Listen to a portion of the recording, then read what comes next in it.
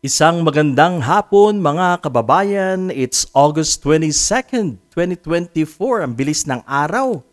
Naku, malapit na namang mag-bear mga kababayan. Magpapasko na naman. Ang bilis talaga ng panahon.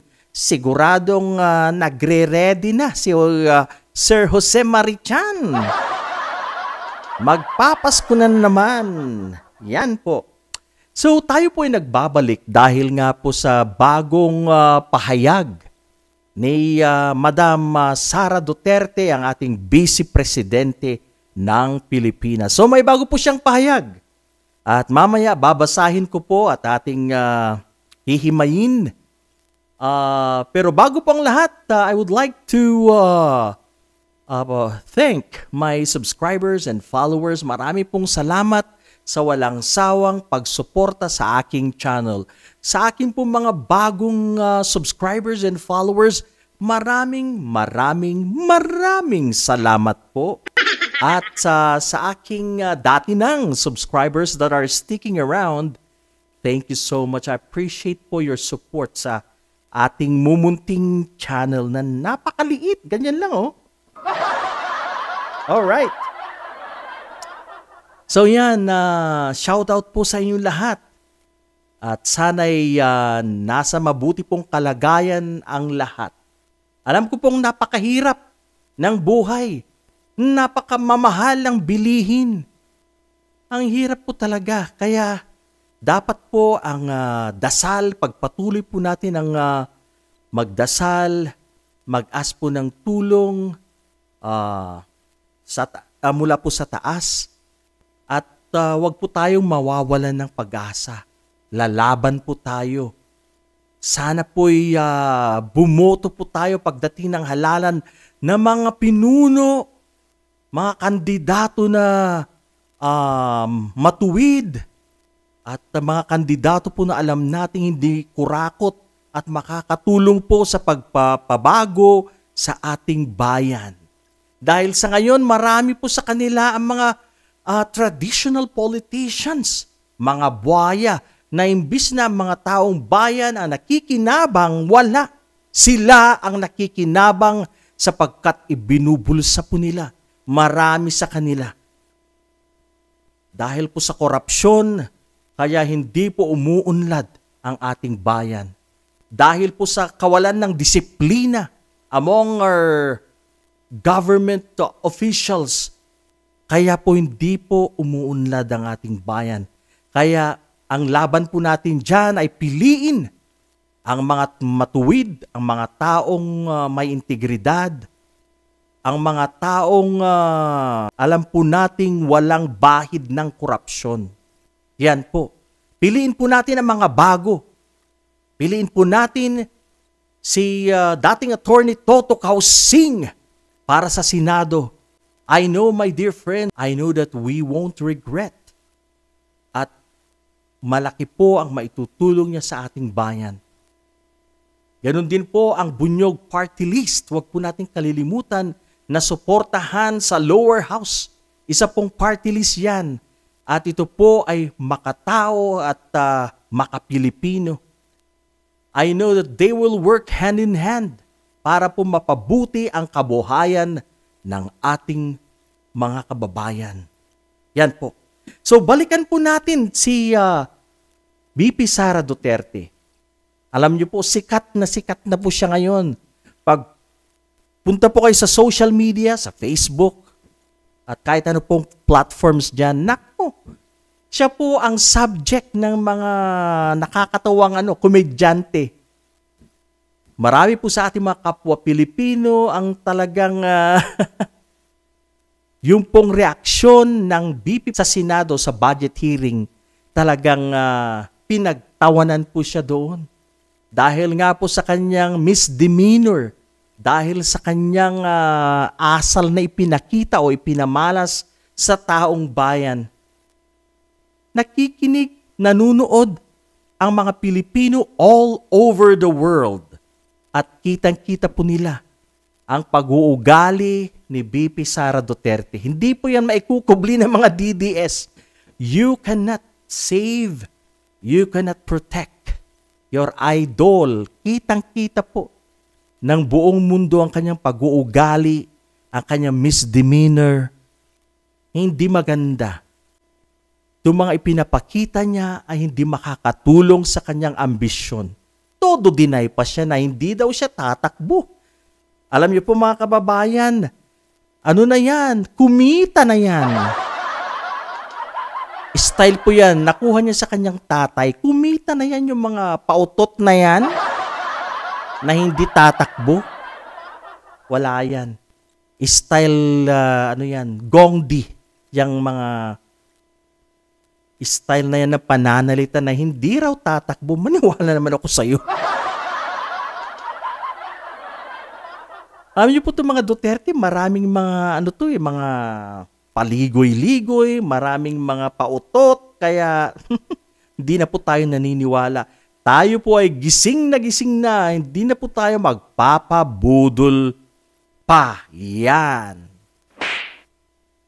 So, mga kababayan, nakita natin ang kanyang pagiging immature sa kanyang pagsagot kay Senator Risa Hontiveros na pinupolitika raw sa kanyang pagsagot na ang tingin niya is parang she was being singled out by Senator Risa Hontiveros. Pero mga kaibigan, ang pinag-uusapan dito ay ang budget ng Office of the Vice President na kung saan na-involve ang pera ng bayan. Kaya dapat lang na usisain, busisiin ang pera ng OVP to make sure na mapupunta ito sa tama. To make sure na hindi magagamit ito sa ibang bagay. Na hindi ito mabubulsa. Yan yun. Hindi niya naiintindihan. Alam ko po na mayroong personal grudge ito kay Madam Risa Hontiveros. Kaya hindi niya makalimutan yun. Siya po yung klase ng tao na she keeps grudge. Merong sama ng loob. She's keeping galit. Yan po yung style niya. Kaya ngayon, sa muling pagtutuos, paghaharap nila ni Senator Risa Hontiveros, ayan na naman na napikon, naasar siya kay Madam Risa Hontiveros. Yan po. Dahil before, I remember na meron na naman pong same occasion na nagkaharap na naman yung dalawa. Kaya mga kaibigan, ito po ay isang budget hearing at sinasabi niyang pinipersonal daw siya. Napakalayo, BP Sara, ang yung accusations, ang yung aligasyon, napakalayo yan. Yung tao, si Senator Risa ay nagtatanong lang naman. Of course, meron siyang karapatang magtanong. At ikaw naman, opisina mo yan, dapat mo ipaliwanag. Yan lang yun. Kailangan mo magsalita, ipaliwanag mo.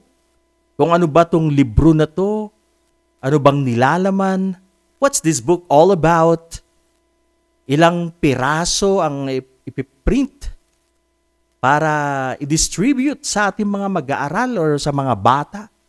Ganun lang yun. Alangan naman na hahayaan na lang nilang matransfer yung pera direkta sa iyong opisina na wala man lang katanong-tanong. Kailangang busisiin. Dahil meron ka na pong record, Vice President. May record ka na po. Siguro meron na po silang nagkapobya na. Nagkapobya na sa 125 million pesos na nawala. It was spent in just 11 days. Yan. Kaya nagkapobya na si Senator Madam Risa Hontiveros. Besides, nakikita po natin na sanay na po kasi si Madam BP Sara. Noon, malaki po yung kanyang mga confidential funds. So when she was still a mayor of Davao City, malalaki po, nakakalula yung kanyang mga confi funds. At noon, walang kumukontra sa kanya pagdating po ng mga hearing na yan dahil, of course, takot sila dahil presidente si Daddy. Alangan naman na papahirapan mo is, presidente ang daddy niya. So, malalagot ka sa daddy niya. Kaya ganun po yun. Nasanay siya sa mga pera na kahit sa sarili niyang disposal, wala nang palipaliwanag, wala nang gaanong explanation kung saan napunta o breakdowns ng pera, wala na. Ngayon, maraming mga kababayan naghihirap, kulang tayo sa pondo sa gobyerno dahil nga ninanakaw ng mga kurap. Kaya kailangan natin ingatan ang pera ng taong bayan. Yan. Kaya dapat mo yung intindihin, BP Sara. Hindi yan pinipersonal. Hindi yan personal na siya po'y nagtatanong lang. Ang senadora ay nagtatanong lang na dapat mong ipaliwanag. Dapat mong sagutin at ipaliwanag in a manner na professional. Ganun yun. Hindi dapat na ipaliwanag sa isang manner na parang bata, immature, childish. Huwag naman. Kayo po ay Vice President ng Pilipinas. Dapat ipakita po natin na tayo may katungkulan, na tayo professional. Dapat ipakita po natin para respetuhin po tayo ng mamamayan. Dahil po sa inyong misdemeanor, dahil sa inyong asal na ipinakita, ang dami na po ngayon mga Pilipinong pinagtatawanan, ginagawan ng istorya ang inyong libro na Ang Kaibigan. Yan. Kaya, Madam BP, I think mali. Mali po yung inyong reaksyon, ang inyong reply, response sa nagtatanong na senadora. Yan. So yan, nakita nga ng mga tao at sinasabing mga nababasa ko po. Basa po sa mga nababasa ko sa social media na ito ay parang bata, magsalita, parang hindi professional, napaka-childish. Ganun po ang mga reactions nila. At nagtatawanan po ang taong bayan sa inyo. Dahil po sa inyong asal, sa inyo pong behavior, dapat po nating ingatan. Dapat po tayo maging maingat sa ating pananalita, sa ating actuations dahil kung ikaw ay isang public servant, ang spotlight ay nasa sayo. Nakatingin sayo ang taong bayan, lahat ng galaw mo, kaya dapat maging maingat tayo. Para po sa akin, itong mga ginagawa ni BP Sara, kung talagang meron nga siyang ambisyon na maging presidente pagdating ng taong 2028, nako, she is making her own hukay. Ibig ko pong sabihin, pagkatalo. Siya na po ang gumagawa ng kanyang hukay para matalo.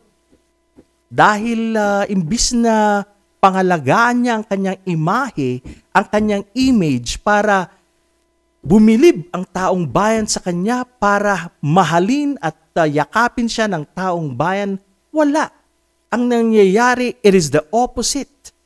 Yung pong opposite ang nangyayari, the other way around. Imbis na yakapin siya ng taong bayan, wala. Sa ngayon, tinatalikuran na siya ng taong bayan dahil nga po sa kanyang pinapakitang pag-uugali. Yan, dapat maging professional naman tayo. Nakakahiya.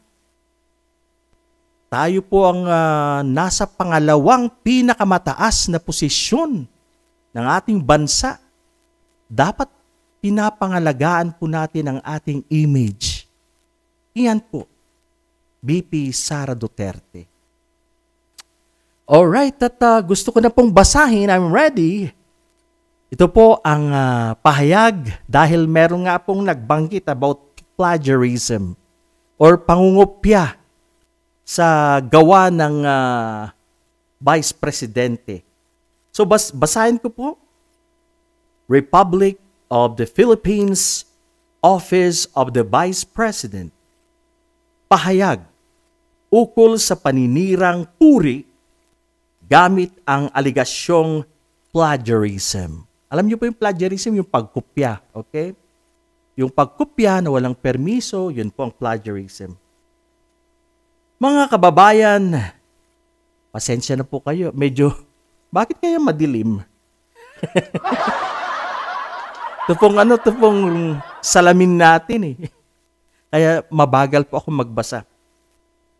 Mga kababayan, napakadaling sumulat ng maikling kwento batay sa sariling karanasan. Napakadali pala eh.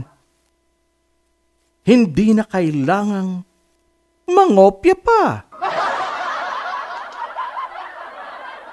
Ang proyekto ay para mahikayat ang mga bata na mahalin ang pagbabasa at sumulat ng sarili nitong kwento. Hindi ang libro ang problema ng bayan. May sinabi ba kami na ang libro mo ang problema ng bayan? Kundi ang kahinaan. Nawala.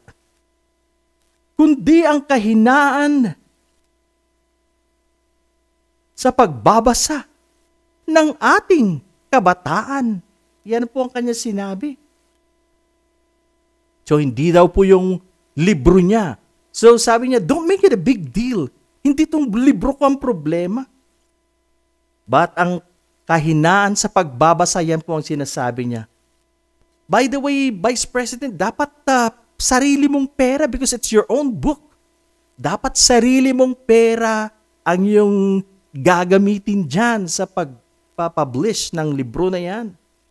Bakit mo pa, Bakit mo gustong gamitin ang pera ng bayan? At tungkol po sa problema na yan, ano ba ang nasa libro mo na wala sa mga librong available sa ating mga eskwelahan? Di ba ang pagbabasa lang naman ng problema na nakikita natin? Well, why not use yung existing mga books po natin dyan na talagang makakatulong ito sa pagbabasa ng ating mga kabataan, mga estudyante? Ano bang meron sa libro mo na wala sa ating mga aklat sa ating eskwelahan? Pandagdag na naman yan or dadagdag na naman yan sa ating expenses. Imagine, 10 million pesos. Napakalaking pera yan. Katumbas po yan sa sa reward money. Kung mahuli mo si Kibuloy. Napakalaking pera yan. Napakamahal yung sinasabi niyang libro. Mayroon naman tayong mga libro, mga aklat sa eskwelahan ngayon. And are still okay, hindi pa naman sira-sira. Ano kaya nasa libro niya? Baka may something na magic para pag binasa mo, matututo right away magbasa ang isang estudyante. Baka nga. At in closing, ito po yung sinabi niya. Ito po yung nakakatawa. In closing, ito po yung sabi niya at ito yung nakakatawa at pagpapakita na naman ng pagiging ugaling bata. Pagpapakita ng hindi professional. Pagpapakita na may pinatatamaan. Mahilig po siyang magpatama. Mahilig po siyang maliwanag na may pinatatamaan po siya dito. In closing, ito nga po yung sinabi niya, abangan ninyo ang susunod kong isusulat. na libro tungkol sa pagtataksil ng isang kaibigan. So meron pa palang part 2. May ilalabas po siyang ikalawang ikalawang aklat. At ang nilalaman naman po ng librong ito ay it's about pagtataksil ng isang kaibigan. Ako po'y natawa dyan. Parang may pinaparinggan, parang merong pinatatamaan. Masakit yata ang kanyang damdamin na nagkahiwalay ang unit team. Masakit yata ang kanyang nararamdaman ngayon. Masakit para sa kanya na magkahiwalay, na sa ngayon ay nag-aaway ang kanilang grupo na dating magkaibigan o magkasama. Shukran, sabi niya. Sara Zimmerman Duterte, Vice President of the Philippines, 21 August 2024. So bago lang po yan kahapon. Yan po ang pahayag ng ating Vice President. Sinabi niya na hindi na kailangan mangopya. So talagang dinipensahan niya. Bakit ako mangungopya? Napakadali lang naman. Ilahad ang iyong karanasan. So sinasabi niya na walang plagiarism yan. Hindi sila nangopya. At ang nakakatakot dito yung isa, yung kasunod na libro na ito po ay patungkol sa pagtataksil ng isang kaibigan. Alright, so yan lang po muna ngayon. Sa mga hindi pa po nakapag-subscribe sa akin, please subscribe to my channel. Mga kaibigan, marami pong salamat sa inyong pagsuporta sa aking mumunting YouTube channel. Yan po, hanggang dito na lamang. Maraming salamat. Mabuhay ang Pilipinas. Magandang hapon po sa ating lahat.